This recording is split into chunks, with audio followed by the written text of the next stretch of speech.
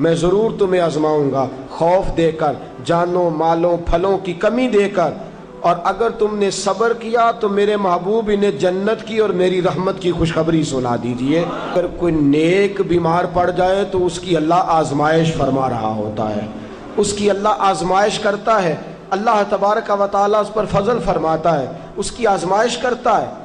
پھر ان مصیبتوں پر جو شخص صبر کرے، رب فرماتا ہے اگر میری رضا پہ راضی ہو گیا تو ان اللہ مع الصابرین، باقی نیکیوں پر میں ثواب دیتا ہوں، اور جو کوئی صبر کرتا ہے رب فرماتا ہے میں اس کا بن جایا کرتا ہوں، صبر کرنے والوں کے ساتھ ہو جاتا ہوں۔ اور جب اللہ آزمائش ڈالتا ہے نا تو جو کام سیدھے ہوتے ہیں وہ بھی الٹے ہونے شروع ہو جاتے ہیں۔ جب خدا کی طرف سے وَلَنَبْلُوَنَّكُمْ بِشَيْءٍ مِّنَ الْخَوْفِ وَالْجُوعِ وَنَقْصٍ مِّنَ الْأَمْوَالِ وَالْأَنفُسِ وَالثَّمَرَاتِ، جب اللہ کی طرف سے آزمائش آتی ہے، جب انسان پر اللہ کی طرف سے کوئی چیز نازل ہوتی ہے، آپ سونے کو ہاتھ رکھتے ہیں تو مٹی ہو جاتی ہے، آپ کسی طرف بھی، بہت سے دوست آ کے کہتے ہیں جی قدم آگے اٹھاتا ہوں جاتا پیچھے ہے، کیا کروں؟ تو میں اکثر عرض کرتا ہوں کہ تھوڑے دن قدم اٹھانا ہی چھوڑ دیں۔ کیا کریں؟ بیٹھ کے اللہ اللہ کریں، صبر کریں، دعا کریں۔ کچھ وقت انسان پر ایسا ہوتا ہے، تلک الایام نداولها بین الناس، جو اللہ نے انسان کے دن بدل کے رکھنے ہوتے ہیں، کچھ وقت ایسا ہو، پھر ایک وقت آتا ہے کہ وہی انسان مٹی میں ہاتھ رکھتا ہے تو اللہ اسے سونا بنا دیتا ہے۔ رب آزمائش کرتا ہے، رب آزماتا ہے۔ جو لوگ مصیبتوں پر صبر کرتے ہیں، جو لوگ مصیبتوں پر صبر کرتے ہیں، سید عالم نور مجسم شفیع معظم صلی اللہ تعالی علیہ وسلم نے فرمایا، رب فرماتا ہے ایک بندہ اللہ کی بارگاہ میں کھڑا ہوا، قیامت کا دن ہے، فرشتے نامہ اعمال کھولنے لگے۔ اللہ نے فرمایا فرشتوں تمہیں پتہ ہے میں نے اسے دنیا میں بڑے دکھ دیے تھے، اس پر بڑی آزمائشیں آئی تھیں، اس نے زندگی بڑی تکلیف میں گزاری تھی، تمہیں خبر ہے؟ یا اللہ ہم جانتے ہیں، بڑا صابر ہے، بڑا صابر ہے، اس نے صبر کے ساتھ وقت گزارا، صبر کے ساتھ اپنے اوقات کو طے کیا۔ رب فرماتا ہے جو اتنا صبر کرے میں اس کا نامہ اعمال ٹٹولوں، اس کا نامہ اعمال کھولتے ہوئے مجھے شرم آ رہی ہے، سارا کچھ لپیٹ دو اور بغیر حساب کتاب اسے جنت میں داخل کر دو۔ یہ صبر کرنے والا ہے، یہ صبر کرنے والا ہے۔ بڑی خوبصورت حدیث، بڑی، بخاری شریف میں موجود ہے۔ بخاری شریف کی یہ حدیث ایسی ہے جسے میں جب بھی پڑھتا ہوں میں چوم لیتا ہوں۔ حدیث کیا ہے؟ رسول کریم صلی اللہ تعالی علیہ وسلم نے فرمایا، رب فرماتا ہے ایک بندہ ہے، اس کو میں نے آنکھیں نہیں دی، اس کو میں نے آنکھیں نہیں دی، اندھا ہے، پیدائشی اندھا ہے یا بعد میں کسی وجہ سے ہو گیا، اس کے پاس آنکھیں نہیں، لیکن اس نے زندگی بھر صبر کیا، اس نے زندگی بھر صبر کیا۔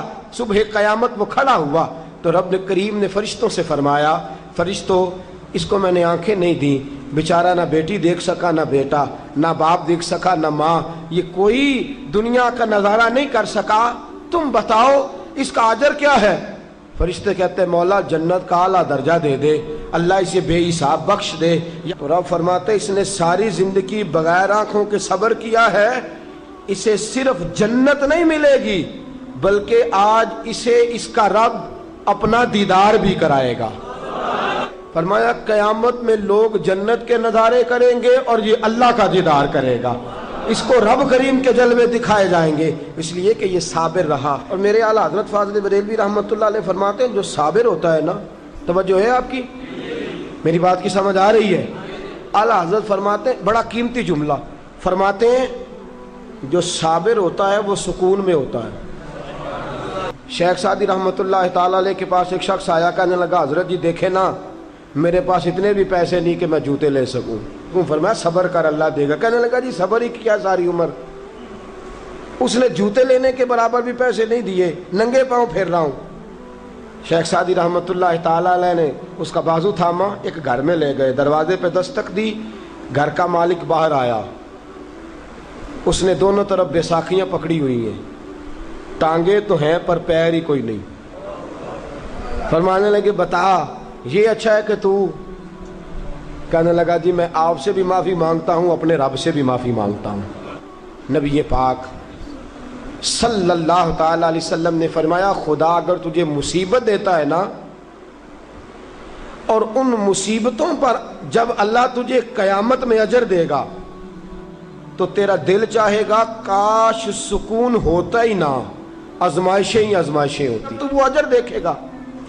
وہ کسی دانشور نے کہا تھا کہ میرا باپ انتقال کر گیا، 6 مہینے گزرے تو میرا 18 سال کا بیٹا بھی انتقال کر گیا۔ کہنے لگے میں نے اپنے 80 سال کے باپ کا جنازہ اٹھایا تو میری کمر نہیں جھکی، لیکن جب 18 سال کے بیٹے کا جنازہ اٹھانے لگا تو میری کمر جھک گئی، اور رو کے کہنے لگا لوگوں باپ کا جنازہ پڑھنا آسان ہے، دعا کرو کسی کو بیٹے کا جنازہ نہ پڑھنا پڑ جائے، بڑا مشکل کام ہے، بڑا کٹھن مرحلہ ہے۔ حضرت ابو ہریرہ رضی اللہ تعالیٰ عنہ فرماتے ہیں اللہ کے محبوب صلی اللہ تعالیٰ علیہ وآلہ وسلم کے صاحبزادے جناب ابراہیم علیہ السلام فرماتے ہیں حضور کے صاحبزادے آپ رات کو جب ان کی ولادت ہوئی تو نبی کریم علیہ السلام ہمارے درمیان آئے۔ جاگیے ذرا غور فرمائیے گا بات پہ۔ سید عالم صلی اللہ علیہ وسلم تشریف لائے اور ہم نے حضور کے چہرے کو چمکتے دیکھا۔ ہم نے کہا یا رسول اللہ موڈ مبارک بڑا اچھا ہے، حضور کوئی خیر کی خبر ہے؟ فرمایا مجھے مبارک دو، اللہ نے مجھے بیٹا عطا فرمایا ہے۔ فرماتے ہیں اگلے ہی دن، ایک روایت ہے کچھ عرصے کے بعد، ایک روایت ہے اگلے ہی دن ظہر کے بعد میرے محبوب نے پیار کرنے کے لیے بیٹا اٹھایا اور صاحبزادے کی سانسیں اکھڑنے لگی۔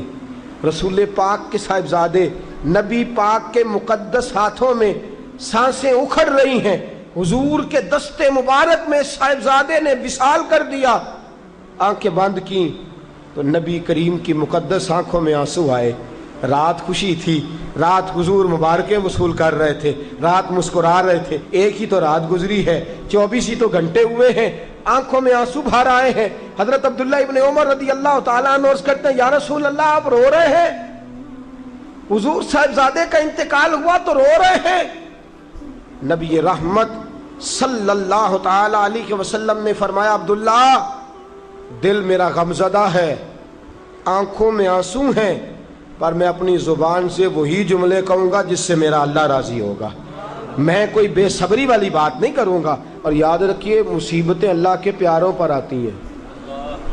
500 سال فرعون نے دعویٰ خدائی کیا ہے معاذ اللہ، 300 سال فرعون کا حال یہ تھا کہ ننگے پاؤں کانٹوں پہ چلتا تھا اور اس کے پیر میں کانٹا بھی نہیں چبھتا تھا۔